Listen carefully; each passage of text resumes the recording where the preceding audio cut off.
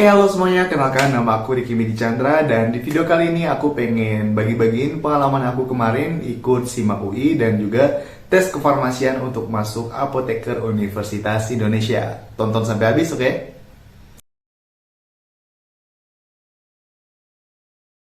Jadi pada tanggal 6 November kemarin aku ikut tes SIMAK UI dan juga setelah itu pergi ke Jakarta untuk tes kefarmasian tanggal 30 November demi melanjutkan kuliah profesi aku di Apoteker Universitas Indonesia. Dan pada tanggal 9 Desember kemarin aku dinyatakan lulus. Oke, siap, mantap. Jadi di video ini aku pengen bagiin pengalaman aku dan juga bagi-bagi gambaran soalnya dan strategi aku dalam menghadapi SIMAK UI biar bisa lulus, oke? Simak baik-baik. Yang teman-teman tahu bahwa kalau ingin melanjutkan pasca sarjana di Universitas Indonesia, kalian harus lulus yang namanya SIMAK UI.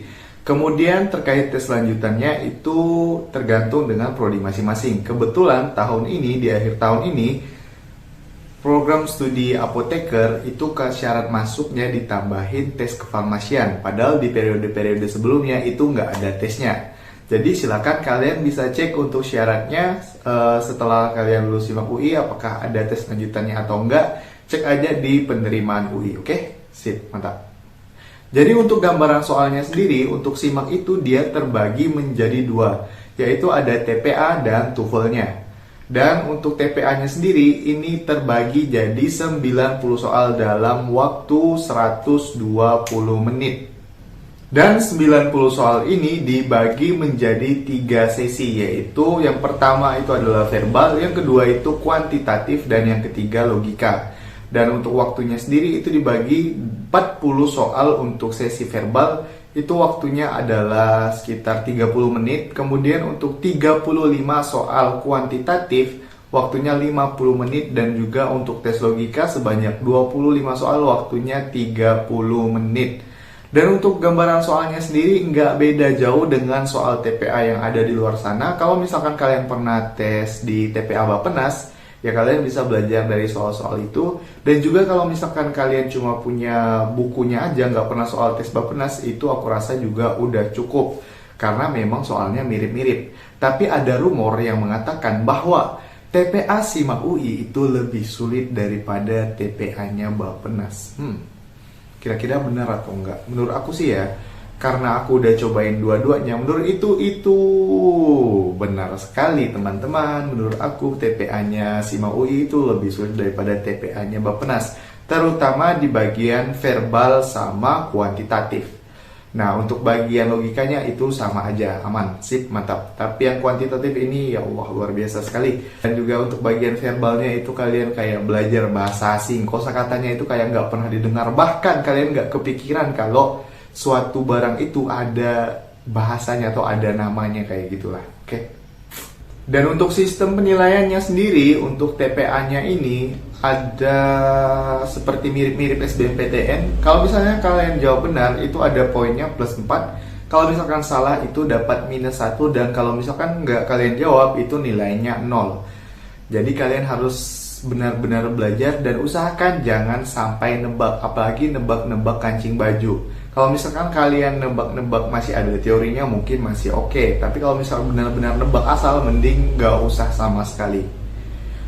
Terkait waktunya, karena ini soalnya dibagi menjadi 3 sesi, waktu di sesi sebelumnya tidak bisa ditambahkan untuk sesi selanjutnya. Jadi misalkan kalian udah ngerjain 40 soal verbal dalam waktu 20 menit, artinya kalian punya tambahan 10 menit, itu nggak bisa ditambahkan untuk kalian ngerjain di sesi berikutnya. Jadi kalau misalkan kalian udah selesai verbal dan kalian next, itu waktunya langsung hangus. Jadi manfaatkan semaksimal mungkin waktu yang ada. Dan untuk bagian-bagian soalnya sendiri ya seperti soal TPA pada umumnya ada sinonim, antonim, ada banding-bandingkan kata, mengelompokkan kata. Kemudian untuk di kuantitatifnya ada perhitungan bangun datar, bangun ruang, kemudian laba, terus diskon. Ya pokoknya soal-soal matematika gitu deh. Tapi yang perlu kalian garis bawahi adalah kuantitatifnya ini benar-benar matematika banget. Kalau misalkan kalian itu di sekolah SMP atau SMA ada soal HOTS, nah itu soalnya kayak gitu dah. Yang perlu pemikiran dan perlu penalaran yang mantap dan juga pemahaman yang benar-benar paham. Kalau enggak, kalian nggak bisa ngertiin soalnya maunya apa dan rumusnya yang mana.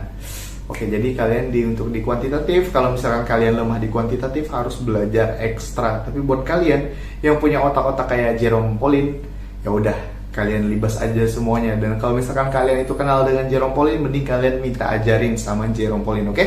Jer, tolong ajar ya. Oke, sip. Beberapa strategi yang aku gunakan kemarin dan bisa aku share kalian, antara lain yang pertama itu adalah kalian harus mengatur berapa banyak soal yang ingin kalian jawab, yang pastinya benar-benar bisa kalian jawab dengan benar. Kalau misalkan aku lumayan pede di bagian verbal dan logika. Jadi dari 40 soal verbal aku targetin harus bisa jawab 40 soal verbal, nggak boleh kosong. Dan juga untuk soal logikanya, dari 25 soal logika aku harus bisa jawab 25-nya semua. Sedangkan di bagian kuantitatif, karena aku jelek banget di bagian kuantitatif, jadi dari 35 soal aku cuma targetin 15 soal doang.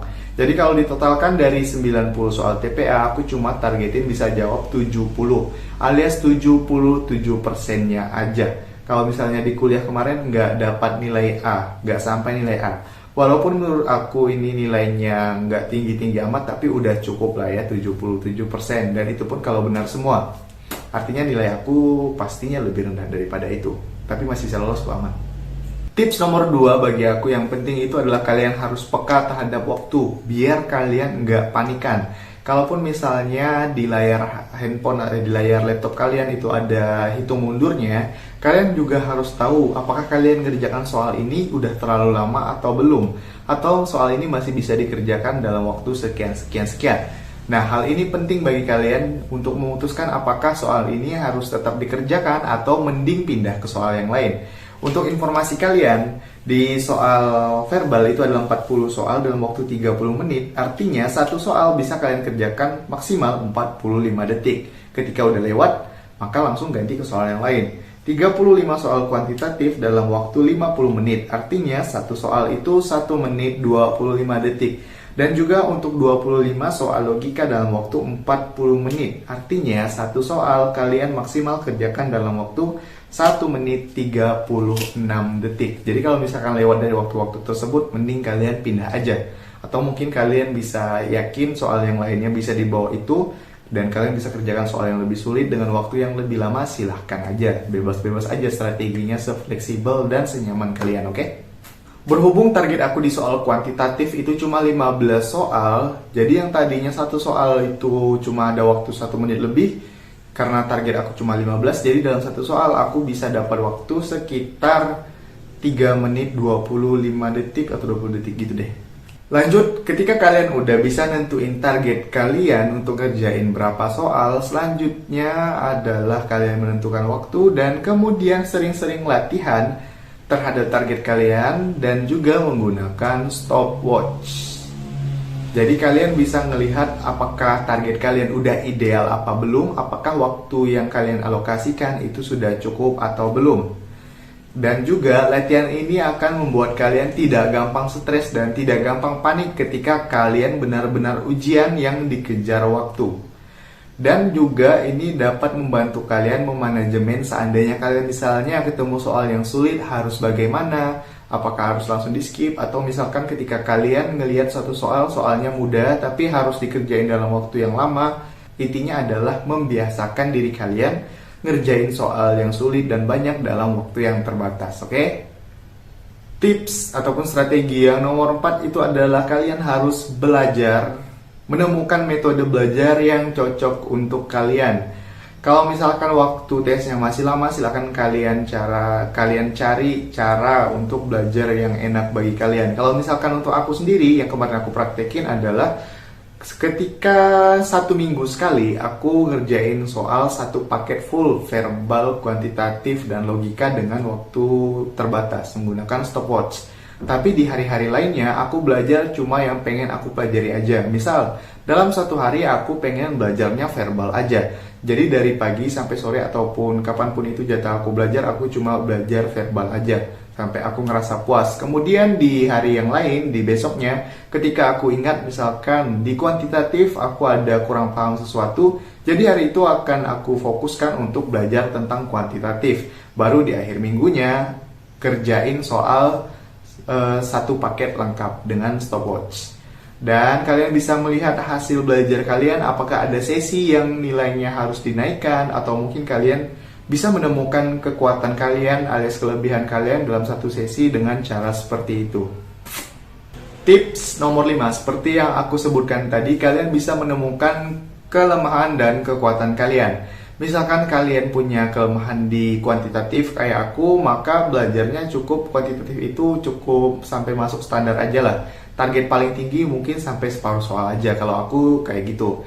Sedangkan untuk bagian verbal dan logikanya, aku belajar mati-matian agar skornya maksimal untuk menutupin yang bagian kuantitatif. Tapi saran dari aku sih, kalau misalnya kalian pengen, itu kan ada verbal itu 40 soal, yang artinya sesi ini merupakan sesi yang soalnya paling banyak dan persentasenya paling besar. Jadi kalian usahakan belajar untuk verbal ini sampai kalian menguasai banyak kosakata-kosakata yang benar-benar baru di KBBI. Bisa kalian baca-baca di KBBI pokoknya untuk belajar soal verbal, ataupun baca majalah-majalah dan makalah-makalah. Oke? Dan soal verbal ini banyak orang yang meremehkannya karena soalnya itu terlihat simple dan pendek, gak perlu pemikiran yang ribet. Termasuk aku pun bahkan sebelumnya itu sangat-sangat meremehkan soal verbal. Tapi setelah aku lihat dan sering-sering kerjain, ternyata soal verbalku itu jelek banget. Padahal kemungkinan dapat skornya itu tinggi banget untuk di soal verbal. Jadi benar-benar aku saranin yang verbal ini kalian pelajari. Oke, sip, mantap. Oke, sip.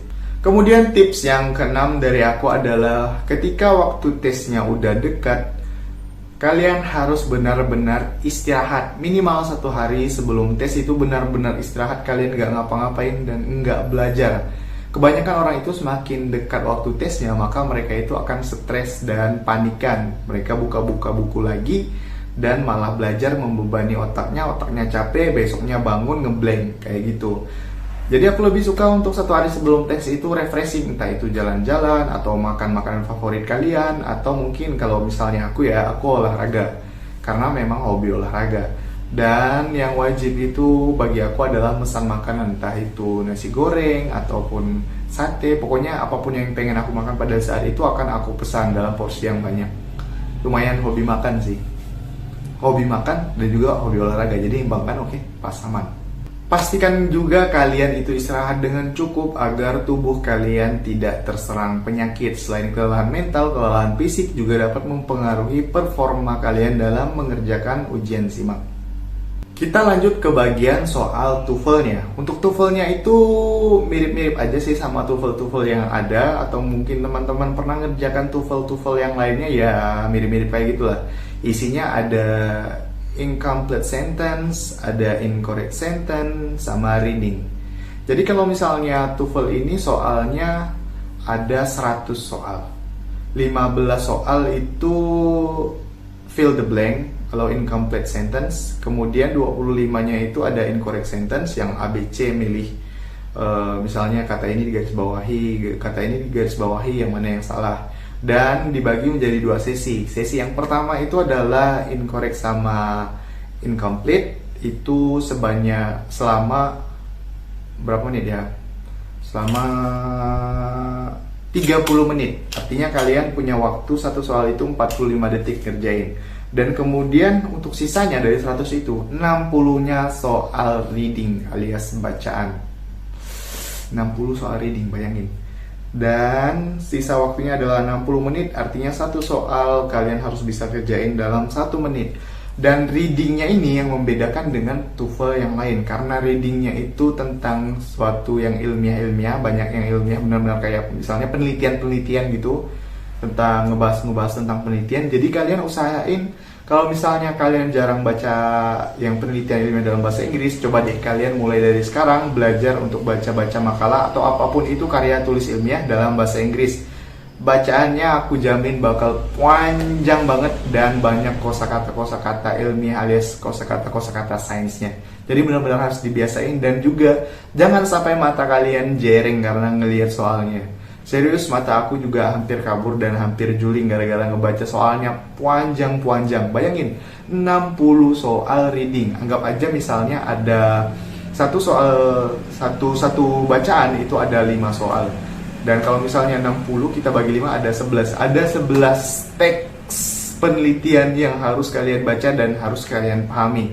Pastikan kalau misalnya kalian baca suatu teks itu kalian paham apa yang diinginkan teks. Apa yang dibicarakan teks itu udah cukup sebenarnya menurut aku. Nggak perlu kalian sampai tahu setiap katanya. Yang penting kalian tahu dia ngomongin apa, siapa yang ngomongin apa, harapannya bagaimana, apa poin-poinnya, itu aja menurut aku udah cukup untuk bisa kalian jawab. Karena memang semua jawabannya ada di bacaan. Dan tinggal kalian baca ulang-ulang aja. Dan itu tadi, makanya kalian itu benar-benar harus istirahat sehari sebelumnya karena otak kalian benar-benar bakal diperas di bagian reading ini.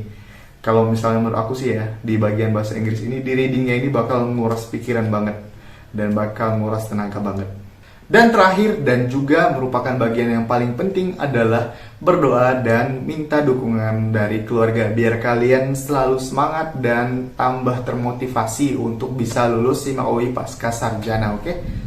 Itu aja dari aku di video kali ini terkait dengan sedikit gambaran soal SIMAK dan juga strategi-strategi dalam menghadapinya sehingga aku bisa lolos di SIMAK UI tahun ini di tahun 2022. Oke, mantap. Semoga semua yang nonton video ini dilancarkan belajarnya dan juga dapat lulus SIMAK UI di periode berikutnya. Amin.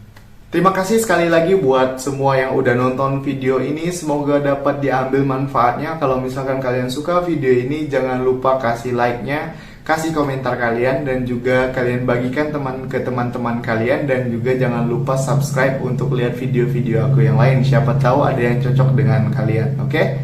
Dan kalau misalkan video ini rame, misalnya ada 1000 like atau misalnya 1000 view aja deh. Kalau misalnya sampai 1000 view, aku bakal ngebahas soal-soal SIMAK kemarin yang aku ingat dan juga soal-soal SIMAK yang tahun lalu. Jadi biar kita bisa belajar sama-sama. Dan bagi yang penasaran sama soal tes kefarmasiannya, aku bakal bikin di video yang selanjutnya. Jadi tunggu aja videonya, oke? Sip, mantap. Makasih sekali lagi, bye-bye.